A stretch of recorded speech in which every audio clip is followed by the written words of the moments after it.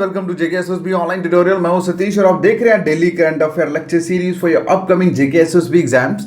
तो स्टार्ट करने से पहले पहली इंपॉर्टेंट इन्फॉर्मेशन कि अगर अभी तक आपने हमारा जेकेएसएसबी का ऑफिशियल व्हाट्सएप ग्रुप ज्वाइन नहीं करा तो मैसेज करिए 7006332724 पे और ज्वाइन करिए हमारा फ्री व्हाट्सएप ग्रुप। यहाँ आपको सारे अपडेट प्रोवाइड किए जाएंगे। और दूसरी मोस्ट इंपॉर्टेंट इन्फॉर्मेशन कि if you really want to crack JKSSB exams तो आपको ये पता होना बहुत जरूरी है कि एग्जाम में किस तरह के क्वेश्चन पूछे जाते हैं। तो अगर आप लोग इस साल जेकेएसएसबी के एग्जाम को डेफिनेटली क्रैक करना चाहते हैं bye knowing the strategy of JKSSB तो आप लोग बाय कर सकते हैं ये बुक जिसमें हम लोगों ने प्रोवाइड करे हैं लास्ट 2013 से लेकर अब तक के सारे पेपर्स प्लस 5000 जेकेएसएसबी एग्जाम से पूछे गए सीबीटी क्वेश्चंस। ओके, जो कम से कम हमने 11 सब्जेक्ट्स को इसमें इंक्लूड करा है। आप इस बुक को कहीं पे भी किसी भी शॉप से ले सकते हैं, Jammu Kashmir everywhere it is available. और वहीं दूसरी तरफ ये अमेजोन पे भी अवेलेबल है। ओके, अमेजोन और फ्लिपकार्ट दोनों पे अवेलेबल है, आप जाके वहां से बाय कर सकते हैं। ठीक है, और बाकी अगर इसके रिगार्डिंग कोई भी इंफॉर्मेशन चाहिए तो आप इस नंबर पे मैसेज करिए 7006332724। आपको मैं सारी इंफॉर्मेशन प्रोवाइड कर दूंगा। और एक और इंपॉर्टेंट चीज कि अगर आपको किसी भी चीज़ के रिलेटेड कोई भी प्रॉब्लम आती है तो भी आप इस नंबर पे मैसेज करके अपनी प्रॉब्लम सॉल्व करा सकते हैं। ठीक है, रिगार्डिंग जेकेएसएसबी एग्जाम्स। चलिए स्टार्ट करते हैं आज का हमारा करंट अफेयर का टॉप मोस्ट इंपॉर्टेंट लेक्चर्स।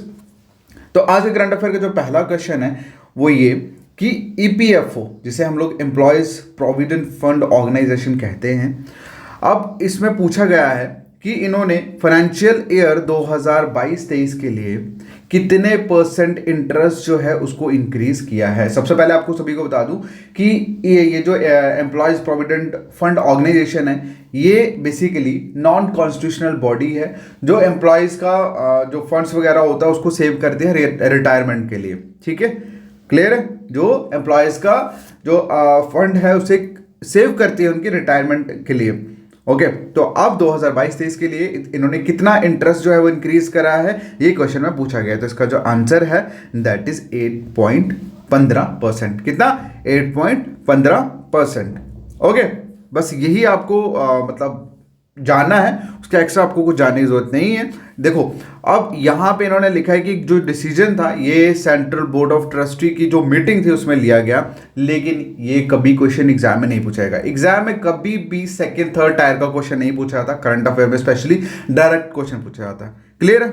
चलिए अगले क्वेश्चन की बात करें तो पूछा गया है कि कौन सी मिनिस्ट्री ने इनिशिएटिव लिया है एक प्रोग्राम का। देखो, फ्लैगशिप का मतलब होता है प्रमुख, हिंदी में बोलते हैं प्रमुख, और उर्दू वाले बच्चों के लिए मेन आप ऐसे बोल सकते हो। ठीक है, देखो आप सिंपल ये समझो कि कौन सी मिनिस्ट्री ने पीएम श्री जो प्रोग्राम है उसका इनिशिएटिव लिया है। तो इसका जो आंसर है that is ministry of education. क्या आंसर है? Ministry of education. देखो, मिनिस्ट्री ऑफ एजुकेशन ने 9000 स्कूल्स पूरे कंट्री के उन्होंने चुने हैं, सिलेक्ट करे हैं इस प्रधानमंत्री स्कूल फॉर राइजिंग इंडिया। ठीक है, राइजिंग इंडिया, इस प्रोग्राम के लिए मिनिस्ट्री ऑफ एजुकेशन ने 9000 स्कूल्स जो कंट्री से उनको सिलेक्ट करे गए हैं। ठीक है, कितने स्कूलों में से? 2,50,000 गवर्नमेंट स्कूल्स इंक्लूडिंग केंद्रीय विद्यालय और नवोदय विद्यालय। और इसके अंदर, इस प्रोग्राम के अंदर टोटल 6 बोर्ड पैरामीटर्स होंगे जिसमें करिकुलम हो गया, इंफ्रास्ट्रक्चर हो गया, ह्यूमन रिसोर्सेज हो गया, जेंडर इक्वालिटी हो गया। ये सारी की सारी असेसमेंट जो है वो इन्होंने इंक्लूड करी है सिलेक्शन प्रोसेस के लिए। ठीक है, लेकिन ये कभी भी आपको इसकी एक्सप्लेनेशन नहीं पूछी जाएगी। बस जब भी कभी पूछा जाएगा तो क्वेश्चन ये पूछा जाएगा कि पीएम श्री मतलब ये जो इनिशिएटिव है ये कौन सी मिनिस्ट्री ने स्टार्ट करा है। तो आंसर है इसका मिनिस्ट्री ऑफ एजुकेशन। ठीक है, तो ज्यादा दिमाग खराब करने की जरूरत नहीं है, सीधा मेन फर्स्ट आए। ओके, अगले क्वेश्चन की बात करते हैं। क्वेश्चन में पूछा है कि वाक, ठीक है, वाक V1201 ये बेसिकली एक बॉक्साइड मटेरियल का नाम इन्होंने दिया है। बार्क का क्यों दिया है? क्योंकि उन्हें बार्क ने इसको बनाया है। ठीक है, इंडिया का पहला बॉक्साइड सर्टिफाइड रेफरेंस मटेरियल जो है वो डेवलप किया गया है बार्क और कौन से इंस्टीट्यूट के साथ मिलके। ठीक है, ये क्वेश्चन में पूछा गया है। ओके, तो इसका जो आंसर है दैट इज नालको। क्या आंसर है? नालको। देखो, फाइनली ये जो बाक की जो वर्ड दिया ना यहाँ पे, ये इसलिए दिया है क्योंकि बाक ने नालको के साथ मिलकर ये इंडिया का पहला bauxite certified reference material. Bauxite basically यार एक मटेरियल है, जब आप गूगल पे सर्च करोगे ना तो आपको उस मटेरियल का फोटो जो है वो दिख जाएगा, ज़्यादा टेंशन की ज़रूरत नहीं है। ओके, तो देखो बाक की पहली तो फुल फॉर्म आपको पता होनी चाहिए, बाबा एटॉमिक रिसर्च सेंटर, ठीक है। इन्होंने नालको के साथ मिलके ये जो मैंने ऑलरेडी बताया बॉक्साइट सर्टिफाइड रेफरेंस मटेरियल जो है वो बनाया है। और दूसरी मज़ेदार बात याद रखने वाली ये है कि उस मटेरियल का नाम क्या है, बार्क V1201, ठीक है। और ये इस तरह का एक पहला टाइप का मटेरियल है इंडिया में। और वहीं पे वर्ल्ड की बात करें तो वर्ल्ड में इस टाइप का मटेरियल जो है मतलब 5th टाइप का मटेरियल है। ओके, 5th टाइप का नहीं, मतलब अगर इंडिया में फर्स्ट है, इंडिया में फर्स्ट टाइप का इस तरह का मटेरियल बना है तो मतलब पूरे वर्ल्ड की अगर बात करें तो सिर्फ 5 टाइप का, मतलब 5वें स्थान पे ये है। ओके, क्लियर है।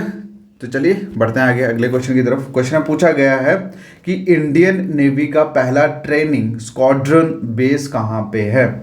इंडियन नेवी का पहला ट्रेनिंग स्क्वाड्रन बेस कहाँ पे है? इसका जो आंसर है दैट इज कोची। कहाँ पे? कोची में।